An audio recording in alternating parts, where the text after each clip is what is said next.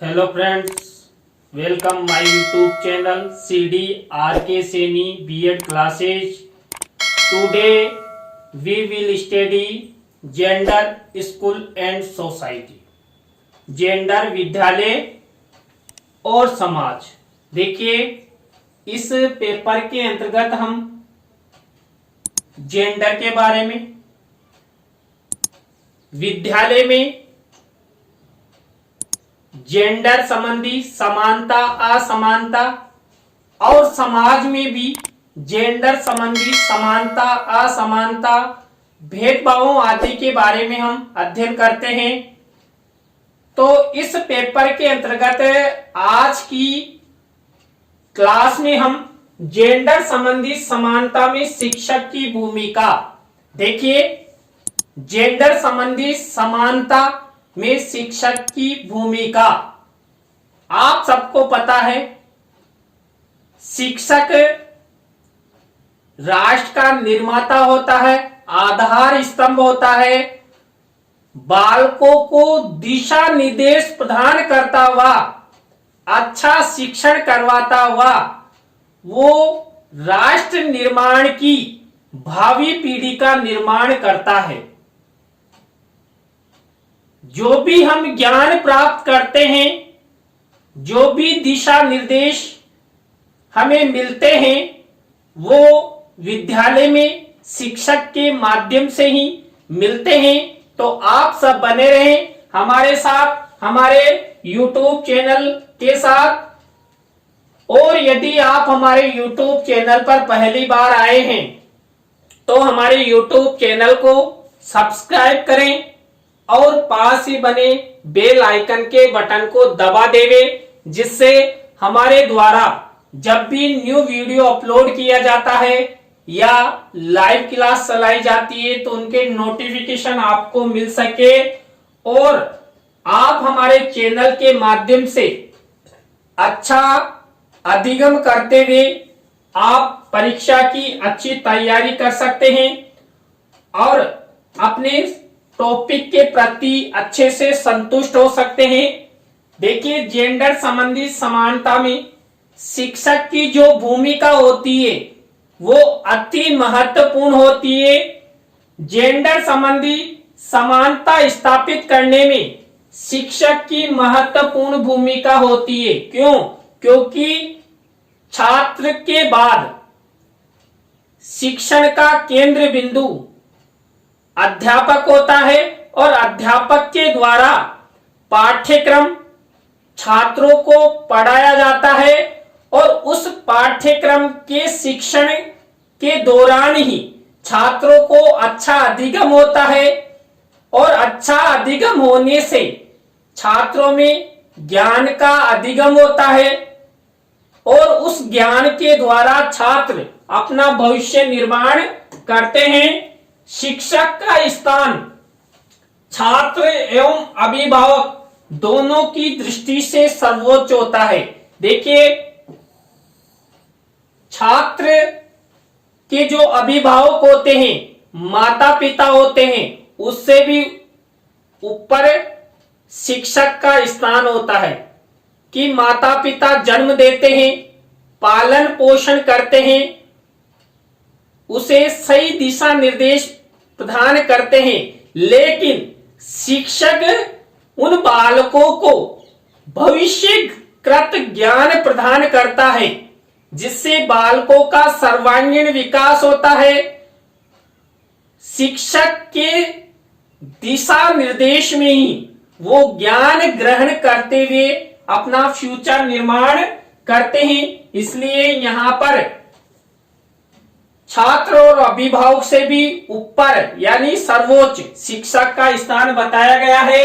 जब शिक्षक छात्र छात्राओं तथा अभिभावकों को उचित मार्गदर्शन देगा, परामर्श देगा, तो विद्यालय व्यवस्था में लैंगिक असमानता का उन्मूलन होगा। यानी उन्मूलन का तात्पर्य जो हमारे समाजों में, परिवारों में जेंडर संबंधी असमानताएं होती है, वो असमानताएं दूर होगी, समाज से वो खत्म होगी और जेंडर आधार पर समानताएं सभी को मिलेगी, चाहे गर्ल्स हो या बॉयज हो।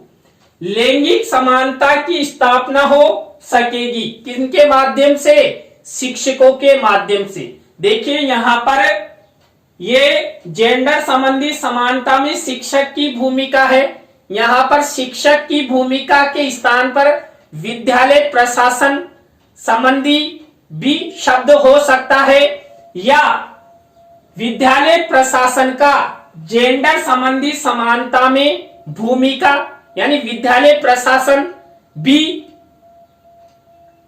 जेंडर संबंधी समानता दिलाने में महत्वपूर्ण भूमिका निभाता है। देखिए शिक्षक भी विद्यालय मैनेजमेंट का एक अंग होता है, जिसके माध्यम से छात्रों को, छात्राओं को और समाज को सही दिशा निर्देश मिलता है। और यहां पर एक टॉपिक और हो सकता है कि कक्ष में विद्यालय प्रशासन द्वारा जेंडर संबंधी समानताएं भी यहां पर आपका टॉपिक हो सकता है। तो ये टॉपिक आपकी परीक्षा में कई तरह से आ सकता है, तो आप विशेष ध्यान रखते हुए इसका अच्छे से मैनेजमेंट करते हुए, योजना बनाते हुए आपकी परीक्षा की कॉपी में अच्छे से लिख सकते हैं। तो जेंडर संबंधी जो समानता में शिक्षक की भूमिका होती है, उस शिक्षक की भूमिका के कुछ बिंदु हैं, उन बिंदुओं का हम अध्ययन करते हैं। देखिए शिक्षक का आदर्श व्यवहार। कक्ष में या विद्यालय में शिक्षक का जितना अच्छा आदर्श व्यवहार होगा, उतनी जेंडर संबंधी समानता विद्यालय में और कक्ष में आएगी। देखिए हम एक दूसरे से विद्यालय में संप्रेषण करते हैं। अध्यापक छात्र से संप्रेषण करता है और छात्र अध्यापक से। तो एक दूसरे से जब संप्रेषण किया जाता है, उस संप्रेषण में उनका व्यवहार देखा जाता है और उस व्यवहार के द्वारा यह कहा जा सकता है कि अध्यापक अच्छा है, अध्यापक का व्यवहार अच्छा है, सभी को समानता का दर्जा देता है। इसलिए शिक्षक का आदर्श व्यवहार होना चाहिए, जिससे विद्यालय में या कक्ष में जेंडर संबंधी समानता आ सके। अभिभावकों को उचित परामर्श। देखिए हमारे भारतीय समाज में, हमारे भारतीय परिवारों में कई तरह की जेंडर संबंधी असमानताएं, भेदभाव होते हैं, लेकिन शिक्षक इन सब असमानताओं, भेदभावों को दूर कर सकता है। वो अभिभावकों को उचित परामर्श, उचित दृष्टिकोण, उचित जागरूकता प्रदान कर बालिकाओं के प्रति जो जेंडर संबंधी असमानता या भेदभाव किए जाते हैं, उनको बताकर समाज में, परिवार में और राज्य या राष्ट्र में अच्छे से जेंडर संबंधी समानता एक शिक्षक ला सकता है। क्यों? क्योंकि संपूर्ण ज्ञान ही शिक्षक प्रदान करता है। एक आईएएस, एक आईपीएस को भी ज्ञान एक शिक्षक ही प्रदान करता है, और उस शिक्षक के सानिध्य में हम सब, आप सब एक आईएएस, आईपीएस भी अपना ज्ञान निर्माण करता हुआ, अधिगम करता हुआ अपना विकास करता है और अपने लक्ष्य को वो प्राप्त करता है। इसलिए शिक्षक द्वारा अभिभावकों को उचित परामर्श देना चाहिए, सकारात्मक परामर्श देना चाहिए। छात्रों की गतिविधियों का समानता युक्त अवलोकन। देखिए चाहे विद्यालय हो या कक्ष हो या समाज हो, शिक्षक को हमेशा जो छात्रों की यानी कि बालक और बालिकाओं की जो गतिविधियों का अवलोकन किया जाता है, उस अवलोकन में हमेशा समानता रखनी चाहिए। कभी भी किसी भी प्रकार का कोई भेदभाव नहीं करना चाहिए। और मेरा मानना यह है कि एक शिक्षक कभी भी असमानता का व्यवहार नहीं करता है, वह चाहे छात्र हो या छात्रा हो, सभी की गतिविधियों का समान अवलोकन करता है। हाँ, हालांकि कई स्थानों पर कई शिक्षक ऐसे होते हैं जो छात्रों की गतिविधियों में भेदभाव करते हैं। उन्हें ऐसा नहीं करना चाहिए। एक कर्तव्यनिष्ठ, एक आदर्श शिक्षक वही होता है जो छात्रों की गतिविधियों में समानता का व्यवहार करे, समान अवलोकन करे, भाई भतीजेवाद की रणनीति वो नहीं अपनाए। शिक्षक सुविधादाता के रूप में देखिए, यदि समाज में या विद्यालय में या कक्षा में एक शिक्षक सुविधादाता के रूप में होगा तो जेंडर संबंधी समानताएं 100% आएगी।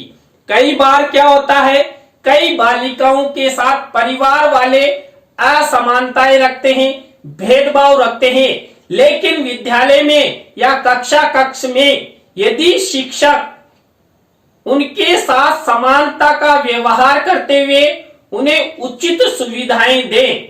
कई बार मान लीजिए बालिकाओं के जो अभिभावक है वो पढ़ने के लिए उन्हें पुस्तकें उपलब्ध नहीं करवा रहे हैं, तो शिक्षक को सुविधा के रूप में उन बालिकाओं को, उन छात्राओं को पुस्तकें आदि में भी सहयोग करना चाहिए और ये किया भी जाता है।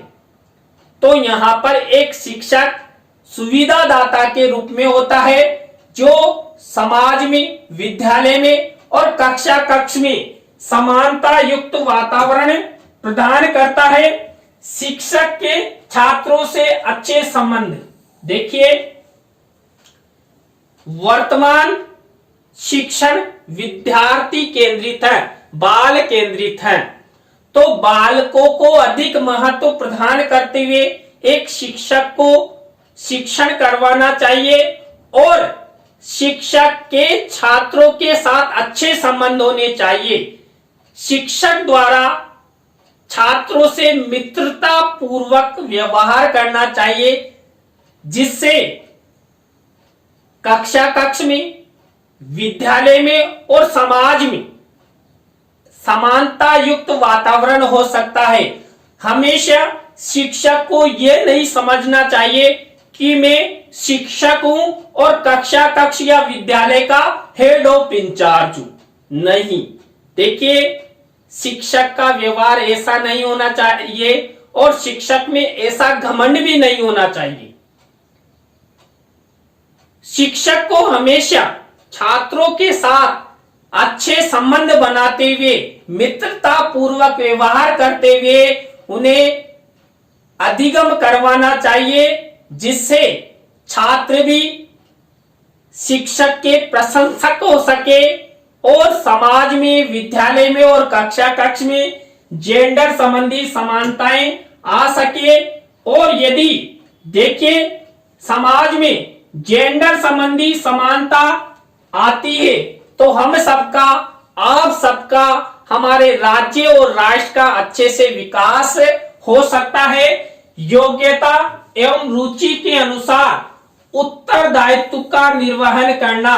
देखिए, यदि एक शिक्षक द्वारा योग्यता एवं रुचि के अनुसार अपना उत्तरदायित्व निभाया जाएगा तो जेंडर संबंधी समानता, चाहे विद्यालय हो, कक्ष हो या समाज हो, 100% आएगी। इसलिए आवश्यक है कि शिक्षक को अपनी योग्यता और अपनी रुचि के अनुसार छात्रों का सहयोग करते हुए बिना किसी भेदभाव के समानता युक्त व्यवहार एक शिक्षक को करना चाहिए।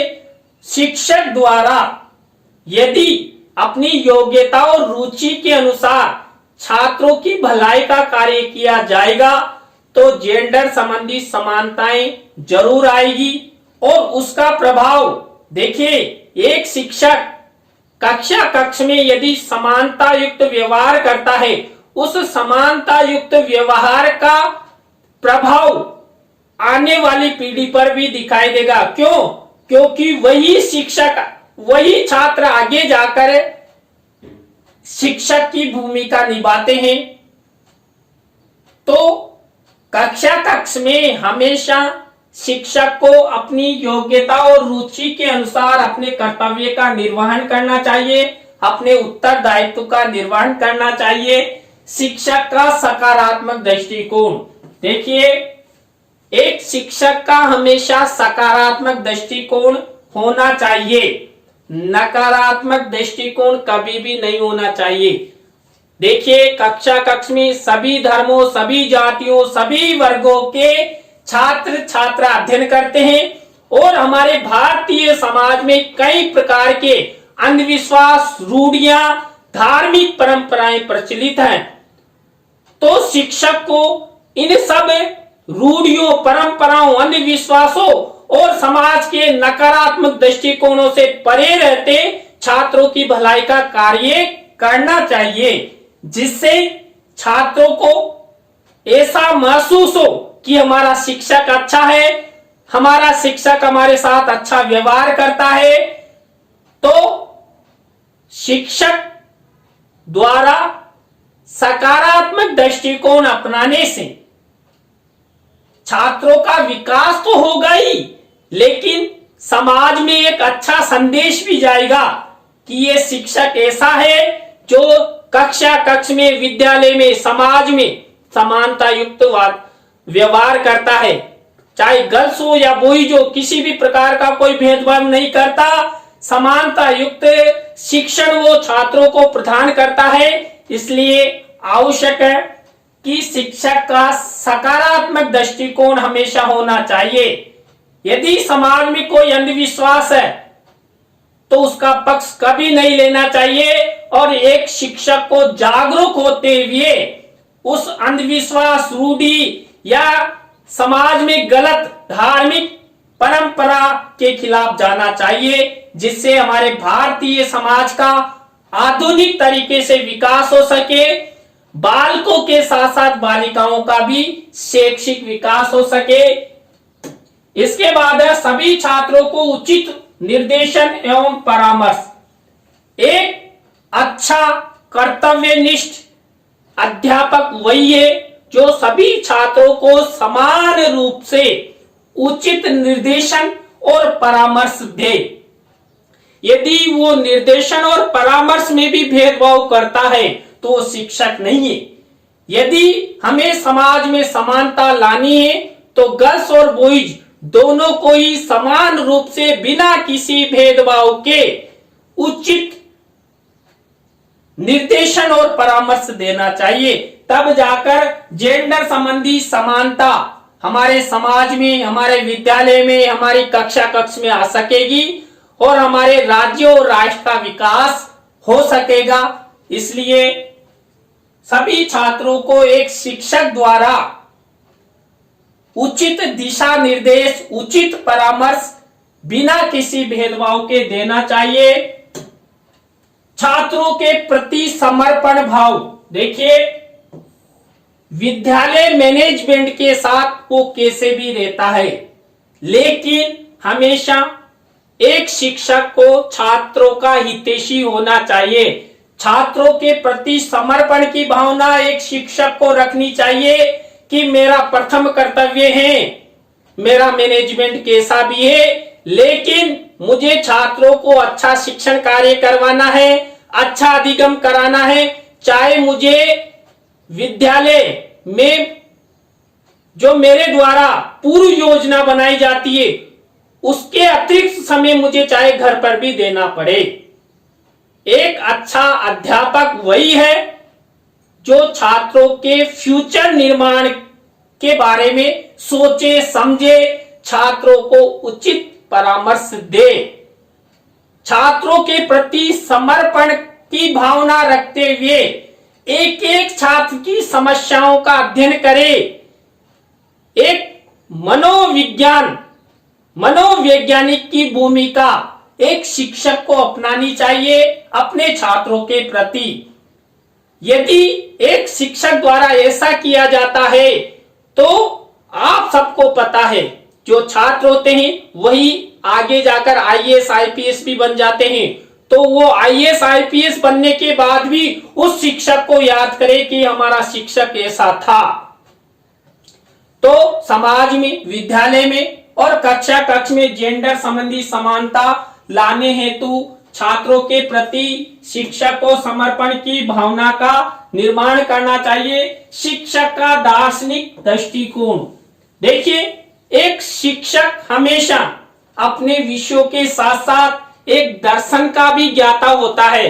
शिक्षक को सभी दर्शनों का ज्ञान होना चाहिए और दर्शनों का ज्ञान यदि उसमें है तो वो जेंडर संबंधी समानता ला सकता है। इसलिए हमेशा एक शिक्षक को दर्शनों का ज्ञान का निर्माण करते हुए खुद को भी और छात्रों को भी बताना चाहिए कि फला दर्शन ये कहता है कि कक्षा कक्ष में, विद्यालय में किसी भी प्रकार की असमानता नहीं रखनी चाहिए। तो ऐसी भावना रखेगा यदि शिक्षक तो छात्रों का अच्छे से विकास होगा और वो अपना फ्यूचर निर्माण कर सकेंगे। तो यहां पर अभी हमने 10 ऐसे बिंदुओं का अध्ययन कर लिया है जो शिक्षक की भूमिका स्पष्ट करते हैं। किस संदर्भ में? जेंडर संबंधी समानता के संदर्भ में। इसके बाद नेक्स्ट हमारा पॉइंट है छात्र एवं छात्राओं को समान अवसर। देखिए चाहे छात्र हो या छात्रा हो, यदि समाज में समानता बिना किसी भेदभाव के एक शिक्षक को शिक्षण कार्य करवाना है तो सभी को समान अवसर प्रदान करने होंगे। जितना अवसर शिक्षक छात्रों को प्रदान कर रहा है उतने ही अवसर यदि वो छात्राओं को भी प्रदान करेगा तो हमारे विद्यालय में, हमारे समाज में एक संदेश जाएगा। किसका? जेंडर संबंधी समानता का। और इससे हमारे राज्य और राष्ट्र का विकास हो सकेगा। बालकों के समान ही बालिकाएं भी अपनी प्रगति करेगी, आगे बढ़ेगी और अपना फ्यूचर निर्माण कर सकेगी। इसलिए आवश्यक है जेंडर संबंधी समानता हेतु शिक्षक को हमेशा छात्र छात्राओं को समान अवसर प्रदान करने चाहिए। भेदभाव मुक्त शिक्षण व्यवस्था। एक शिक्षक को कभी भी भेदभाव युक्त शिक्षा कक्षा कक्ष में प्रदान नहीं करनी चाहिए।